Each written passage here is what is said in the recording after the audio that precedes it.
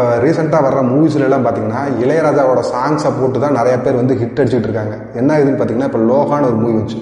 அதில் பார்த்தீங்கன்னா ஒரு சாங் வந்துச்சு, கிளியே கிளியே அப்படின்னு ஒரு சாங் வந்துச்சு. அந்த சாங் வந்து ட்ரெண்டிங் ஆனதுனால தான் தமிழ்நாடு ஃபுல்லாக வந்து அந்த படமே வந்து ட்ரெண்ட் ஆச்சு. அந்த சாங்கை போட்டு ரிப்பீட்டடாக போட்டுக்கிட்டே இருந்தாங்க. அதே மாதிரி பார்த்தீங்கன்னா மஞ்சுமல் பாய்ஸில் பார்த்தீங்கன்னா கண்மணி அன்போடு காதலன் இந்த சாங் வந்து ரிப்பீட்டடாக போட்டுகிட்டே இருந்தாங்க. அதனால தான் பார்த்தீங்கன்னா அந்த படமுமே ஹிட் ஆச்சு. இல்லைன்னா தமிழ் ஆடியன்ஸுக்கு போய் இது வந்து கனெக்டே ஆகியிருந்திருக்காது. இப்போ பார்த்தீங்கன்னா ரீசெண்டாக வந்து தூட் படத்தில் பார்த்தீங்கன்னா இளையராஜாவோட சாங்கான 100 வருஷம், கருத்த மச்சான் 2 சாங்குமே யூஸ் பண்ணியிருக்காங்க.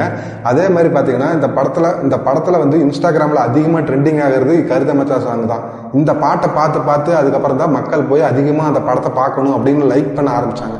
இந்த பாட்டு இல்லைன்னா அந்த படத்தில் வந்து ஒரு வைபே இருந்திருக்காது, அந்த படத்துக்கு ஒரு ப்ரொமோஷன் இருந்திருக்காது. இதை வச்சு ப்ரொமோஷன் பண்ணி இவங்க எல்லாருமே பணம் சம்பாதிக்கலாம். ஆனால் அந்த படத்துக்கு மியூசிக் போட்ட அந்த ஒரிஜினல் மியூசிக் கம்போசர் வந்து சம்பாதிக்கூடாதா? நீங்கள்லாம் உங்கள் படம் ஓடணுங்கிறதுக்காக பார்த்தீங்கன்னா இளையராஜாவோட சாங்ஸை எடுத்து யூஸ் பண்ணி நீங்கள் பணம் சம்பாதிக்க ட்ரை பண்ணலாம். ஆனால் அந்த மியூசிக்கை படப்பை போட்டவனுக்கு வந்து எந்த ஒரு இதுவுமே கொடுக்கக்கூடாது அப்படின்னு நினைக்கிறது வந்து எந்த வகையில் நியாயம்? இந்த படத்துக்கெல்லாம் மியூசிக் போடுறவங்க ஓல்டு சாங் எடுத்து போடுறதுக்கு கம்முன்னு நீங்கள் என்ன பண்ணலான்னா, நீங்கள்லாம் புது மியூசிக் டைரக்டரே யாரும் வேண்டாம், இளையராஜாவோட சாங் நிறையா இருக்குது, ஓகேங்களா? நீங்கள் என்ன பண்ணுங்கள், எங்களுக்கெல்லாம் இசை போடவே தெரியாது, எங்களால் எந்த பாட்டையும் ட்ரெண்டிங் பண்ண தெரியாது, இளையராஜாவோட சாங்ஸ் ஒரு 10 சாங்ஸ் இறக்குங்க, 10 பிஜிஎம் இறக்குங்க, ஒரு மூவியில் வச்சுருங்க, அப்படியே படத்தை ஓட்டிடுங்க.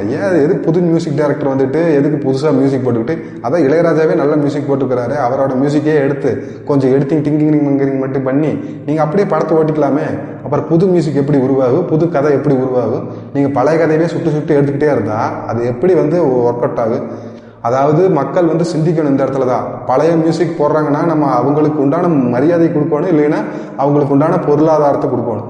நீ படத்தை வச்சு பணமும் சம்பாரிச்சுக்குவ, அவரை இழிவாகவும் பேசுவேன். அதாவது இந்த சோசியல் மீடியாவில் இருக்கிறவங்களாம் கொஞ்சம் அமைதியாக இருக்குங்க. அதாவது நீங்களாம் என்ன பண்ணுறீங்கன்னா இளையராஜாக்கு எகென்ஸ்டாக வந்து பேசிக்கிட்டு இருக்கீங்க.